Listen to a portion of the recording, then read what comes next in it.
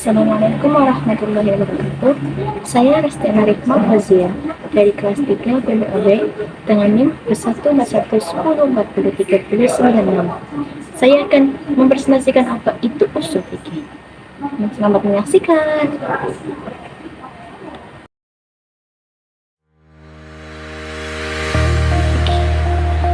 Usul fikih terdiri dari dua kata, yaitu ada usul dan fikih.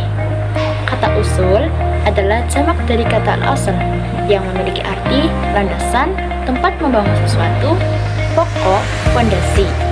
Sedangkan menurut istilah yang dikemukakan oleh Wahbah Az-Zuhaili, kata usul atau asal memiliki makna yaitu dalil, kaidah umum, sesuatu yang lebih kuat dari beberapa kemungkinan, asal tempat yang menganalogikan sesuatu yang merupakan salah satu dari rukun qiyas. Lalu fikih. Kata al-fikih secara bahasa berarti pemahaman, pengetahuan. Sedangkan menurut istilah, fikih adalah pengetahuan diri seseorang tentang hak dan kewajiban dari segi amal perbuatan. Sehingga dapat disimpulkan bahwa usul fikih adalah pokok atau landasan dari sebuah pengetahuan dan pemahaman seseorang, atau ilmu yang mengkaji tentang dalil-dalil fikih secara global. Mudahnya seperti ini, fikih itu adalah hasilnya, sedangkan usul fikih adalah prosesnya. Usul fikih sebagai satu disiplin ilmu memiliki 3 pengertian. Yang pertama, usul fikih itu tentang dalil-dalil fikih secara global. Yang kedua, usul fikih itu tentang cara mengistinbatkan hukum dari dalil-dalilnya. Yang ketiga, usul fikih itu tentang syarat-syarat yang harus dipenuhi oleh seseorang yang akan melakukan ijtihad, tentang ijtihad itu sendiri, dan hal-hal yang menjadi lapangannya. Di dalam usul fikih terdapat hukum syara. Hukum syara, hukum secara bahasa artinya mencegah atau memutuskan. Sedangkan secara istilah, hukum yaitu kumpulan peraturan yang terdiri dari norma dan sanksi-sanksi. Sedangkan syara itu adalah syariat. Jadi, hukum syara adalah kumpulan peraturan yang sesuai dengan syariat agama Islam. Hukum syara itu ada 5. Yang pertama, yaitu wajib. Wajib secara bahasa memiliki arti tetap atau pasti.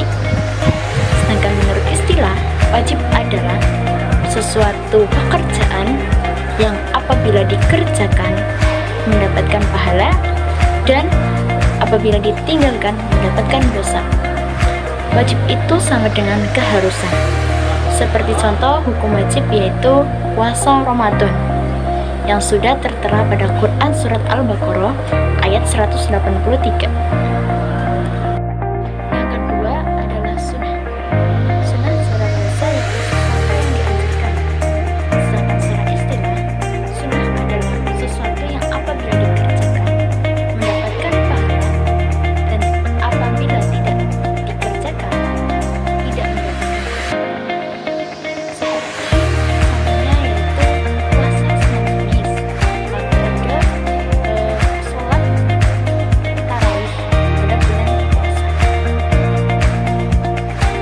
Hukum syara yang ketiga adalah haram. Haram secara bahasa adalah sesuatu yang dilarang. Sedangkan secara istilah, haram adalah sesuatu yang dilarang oleh Allah Subhanahu wa Ta'ala yang apabila dikerjakan akan mendapatkan dosa dan apabila ditinggalkan akan mendapatkan pahala. Seperti contohnya yaitu berzina yang tertera pada Quran surat Al-Isra ayat 32. Hukum syara yang keempat adalah makruh. Makruh secara bahasa artinya yaitu sesuatu yang dibenci. Sedangkan secara istilah, makruh adalah suatu pekerjaan yang apabila dikerjakan tidak mendapatkan apa-apa. Sedangkan apabila ditinggalkan mendapatkan pahala. Makruh itu lawan kata dari sunnah.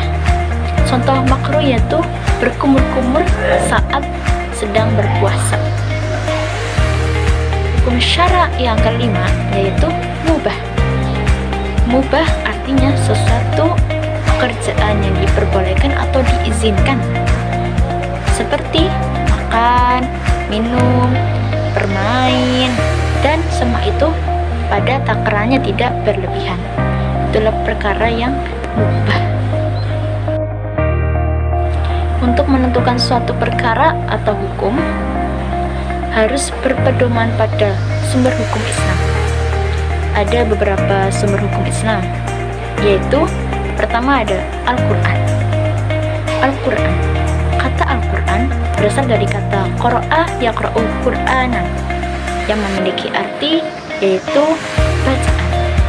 Sedangkan menurut istilah, Al-Quran adalah kalam Allah yang diturunkan kepada Nabi Muhammad SAW melalui malaikat Jibril secara berangsur-angsur yang bertujuan untuk menjadi pedoman atau petunjuk bagi manusia. Yang kedua yaitu hadis. Hadis Nabi Muhammad SAW. Kata hadis secara bahasa memiliki arti berarti baru. Sedangkan menurut istilah, hadis adalah segala ucapan, perbuatan, dan ketetapan yang bersumber dari Rasulullah SAW. Yang ketiga yaitu ijma.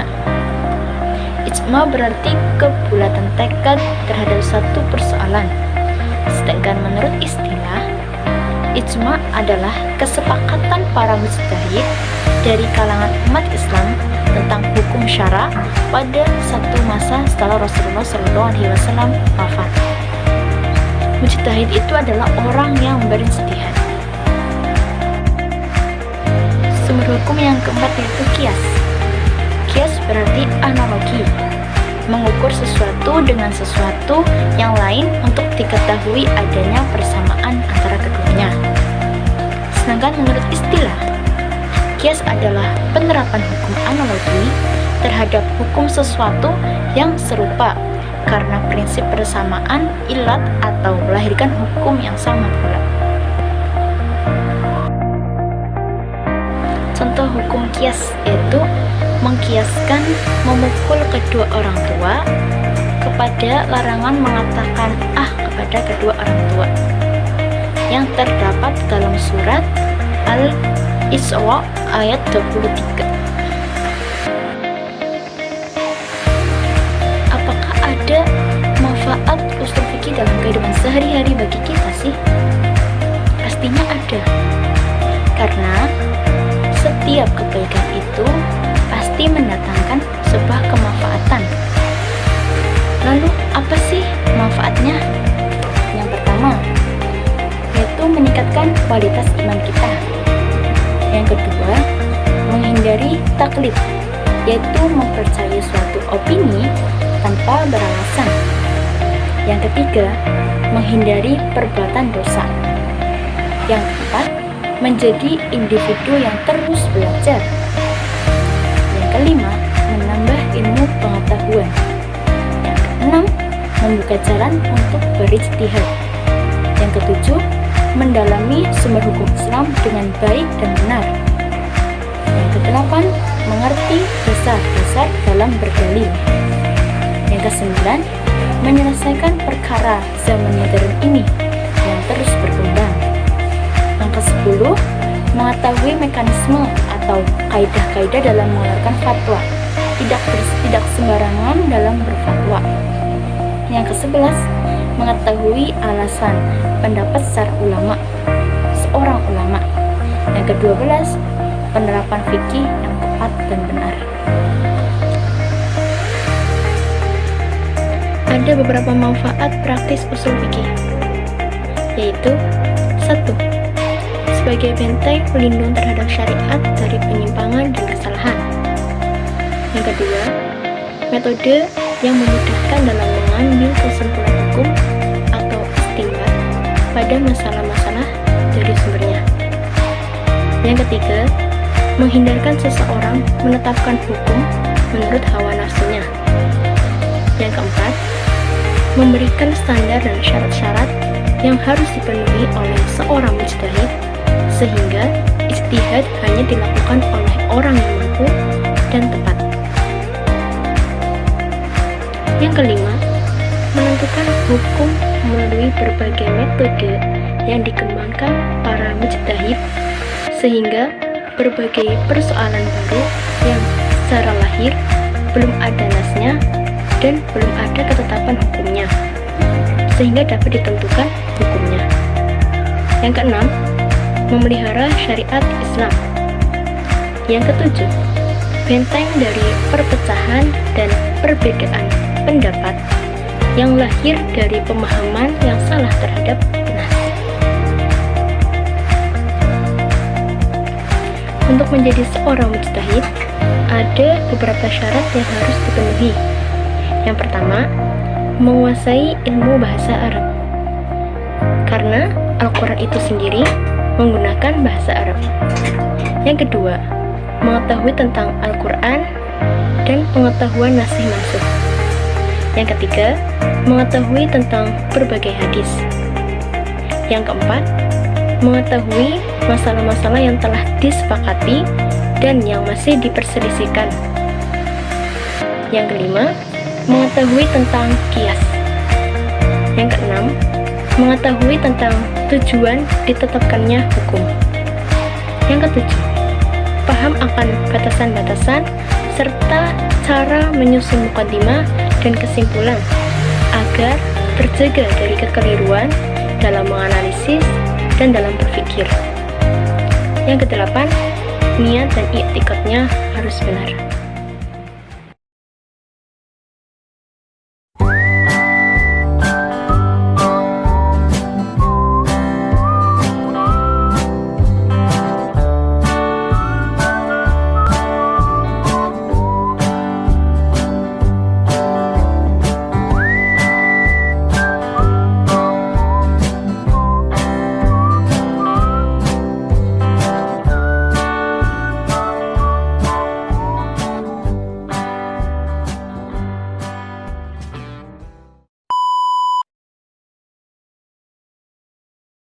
Sehingga dapat disimpulkan bahwa usul fikih adalah pokok atau landasan dari sebuah pengetahuan dan pemahaman seseorang, atau ilmu yang mengkaji tentang dalil-dalil fikih secara global.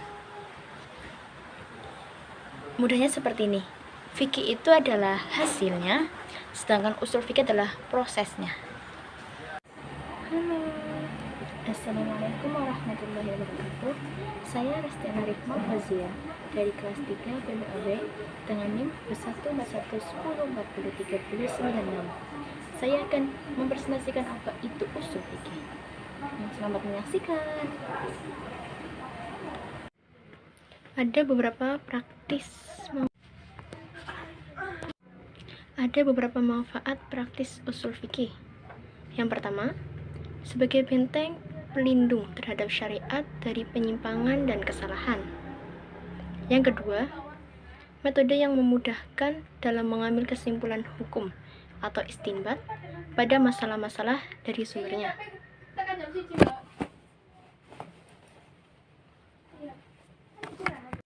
Syarat-syarat menjadi mujtahid. Yang pertama, menguasai ilmu bahasa Arab karena Al-Quran itu berbahasa. Untuk menjadi seorang mujtahid, Untuk menjadi seorang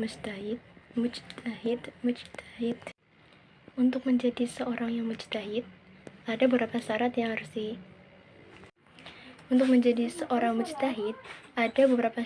harus dipenuhi.